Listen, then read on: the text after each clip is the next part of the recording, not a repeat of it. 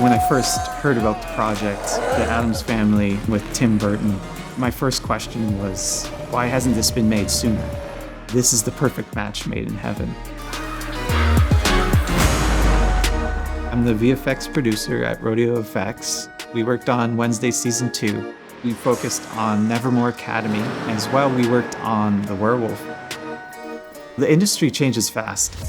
I mean, over the span of 5 years, the biggest thing that we've seen is the level of quality needs to be on par with what you see in film. But the schedule doesn't always allow that. The most important strength to have in the industry today is flexibility with your pipeline. You need to have the ability to cater your pipeline to each show as needed because each show has specific requirements. It's my responsibility on the project to figure out what tools and software we want to use. Concerning Autodesk tools, we use a lot. The Autodesk Media and Entertainment Collection really improves efficiency within our team. We use Motion Builder, Golem, and Maya. Giving artists access to a fully integrated toolset under one umbrella allows us to focus on creative challenges rather than pipeline friction between different softwares. I worked very closely with the animation and CFX departments to create new workflows, tools, and plugins for Maya to visually represent muscle and skin flexion for our creature, the werewolf. The biggest challenge of the project was the transformation sequences from Enid to the werewolf. If we didn't get that right, the finale wouldn't have worked.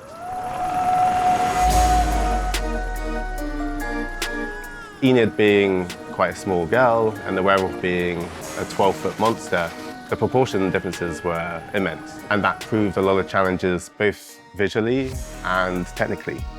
Trying to get the skin to not break in an unrealistic way while it being unrealistic was quite a challenge. It's a very unique looking werewolf. It has very extended arms, very stylized fur.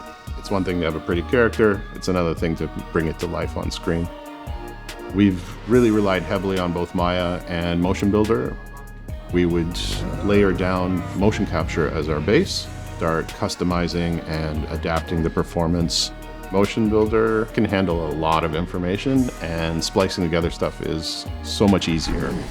Pushing that back out to Maya to refine the animation, to customize it for the camera. And we've developed a circular workflow where we can push that animation back into Motion Builder, back into Maya, primarily using FBXs.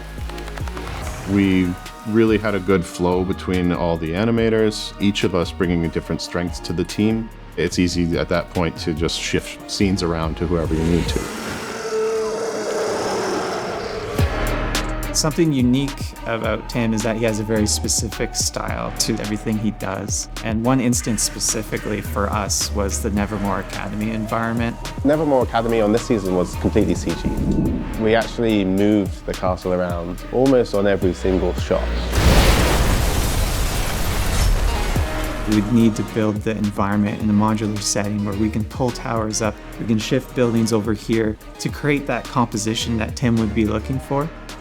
The asset team is in charge of building the models, textures, look depth, and shaders, and the overall look of the environments, the creatures, and the digitables in case we need it. Maya is the right tool because it's the industry standard, which means that from a modeler to an animator to a rigger, we all speak the same language. We also use Arnold for shaders and lighting and rendering.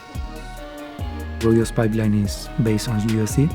In our particular case, in Asset is super useful because it means that we can create model variants, texture variants, or shader variants of the same asset.